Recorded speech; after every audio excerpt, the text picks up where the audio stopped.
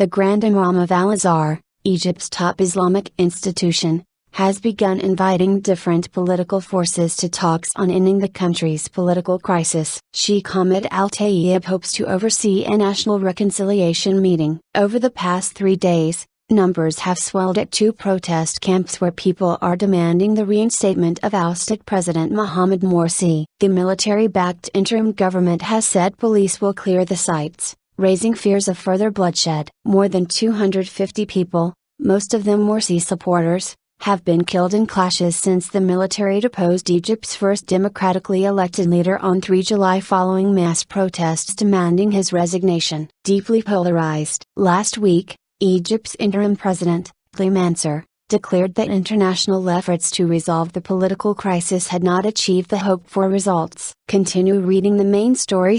Quote, all sides should try to look creatively at new approaches toward a genuinely inclusive political process that would be rooted in reconciliation. Ban Ki-moon, UN Secretary General. Mr. Mansour said he held the Muslim Brotherhood, to which Mr. Morsi belongs, completely responsible for the failure, as well as consequent events and developments relating to violations of the law and endangering public safety. On Saturday, officials from al-Azhar said they had been asking Egypt's political figures to join a meeting on national reconciliation that would be overseen by the Grand Imam. They said members of the Brotherhood's Freedom and Justice Party, FJP, and other prominent Islamists were among those who had been approached. Al-Azhar, a highly respected institution, has had some success at unifying different political forces since the 2011 uprising that toppled President Hosni Mubarak, reports the BBC's Yola Nell in Cairo. However, on this occasion,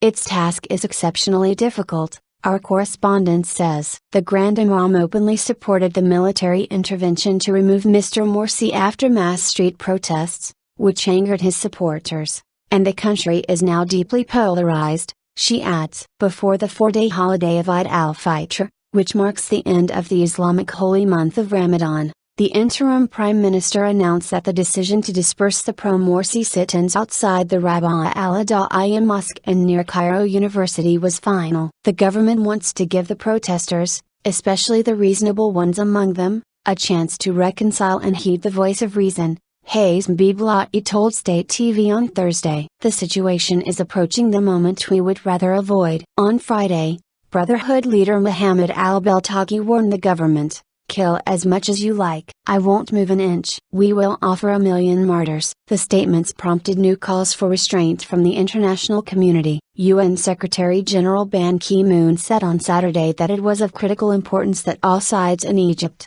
those in positions of authority as well as those protesting in the street, should urgently reconsider their current actions and language. Instead, they should try to look creatively at new approaches toward a genuinely inclusive political process that would be rooted in reconciliation, he added. On Saturday evening, the pan-Arab newspaper al-Sharq al-Awsat reported that the Egyptian authorities would begin moving against the protesters within 48 hours. The plan would be carried out gradually in an attempt to keep casualties to a minimum, government sources said. Breaking up the rallies by force will cause approximately 3,000 to 5,000 deaths, one source told the paper, adding, this large number of casualties will put us in an awkward position.